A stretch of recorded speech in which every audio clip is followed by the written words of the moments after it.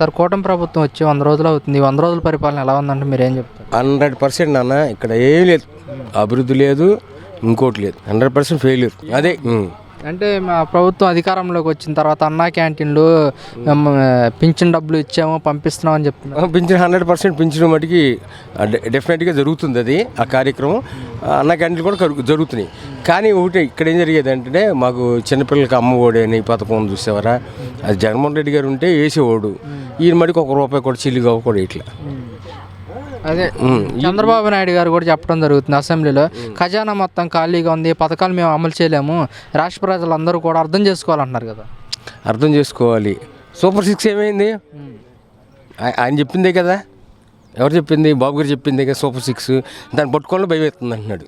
మరి ఎందుకు ఇచ్చాడు హామీలు? ఇప్పుడు నెరవేర్చని కార్యక్రమాలు చేయకూడదు కదా. బడ్జెట్ ఖాళీగానే ఉంటుంది, దాంట్లో ఫుల్ఫిల్గా ఉందని మేము అన్నాం. ఆయన ఏదైనా ఇబ్బంది పడ్డా ఎన్ని చేసినా కూడా చేయాలి కదా, 100% చేయాలి కదా. పేదోడికి కావాల్సింది ఏం కావాలి బాబు? అంతే, విద్య వైద్యం. విద్య లేదు, వైద్యం లేదు, 100% ఫెయిల్యూర్. గత ప్రభుత్వంలో విద్యకి వైద్యకి 100% అమ్మా, 100% అయ్యిందమ్మా. అందరికీ లబ్ధి జరిగింది నాన్న. అదే 5 ఇయర్స్లో 100% లబ్ధి జరిగింది. ఈ గవర్నమెంట్లో 9 నెలలు 9 నెలలు కూడా కదా, 3 months వచ్చింది గవర్నమెంట్ కూడా రూల్స్ అండ్ రెగ్యులేషన్స్ ఉంటాయి.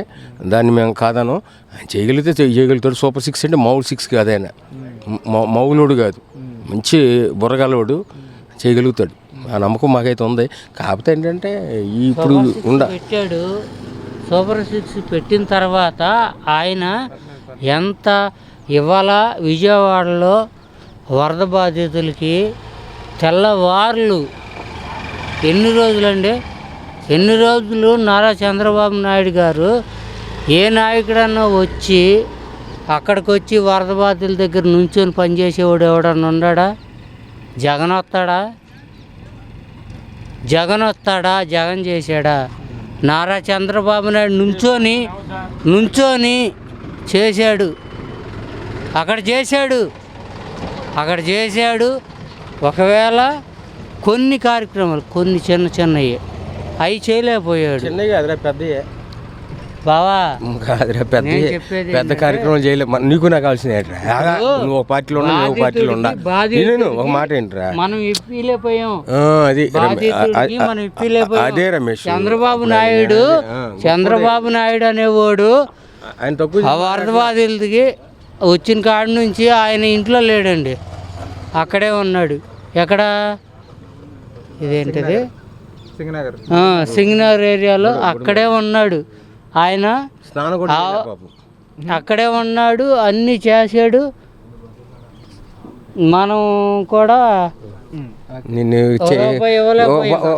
నిన్ను చూడ కనులేనయ్యా.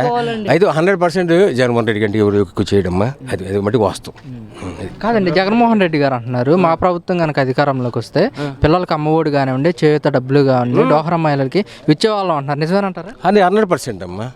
ఈ రోజు జగన్మోహన్ రెడ్డిని రాష్ట్ర ప్రజలు కోల్పోయారు. ఎక్కడున్నాడు ఆగరా నువ్వు నైతిక గుర్చిని మడత పెట్టేసావురా, మడత పెట్టేసావు. నేను ఒప్పుకున్నా కదా 100% తమ్ముడు, 100% ఆడు కుర్చీ మడత పెట్టేశాడు. దాడికి ఒకటి నా చంద్రబాబు నాయుడు ప్రజల కోసం వరదల్లో నుంచొని చేశాడు.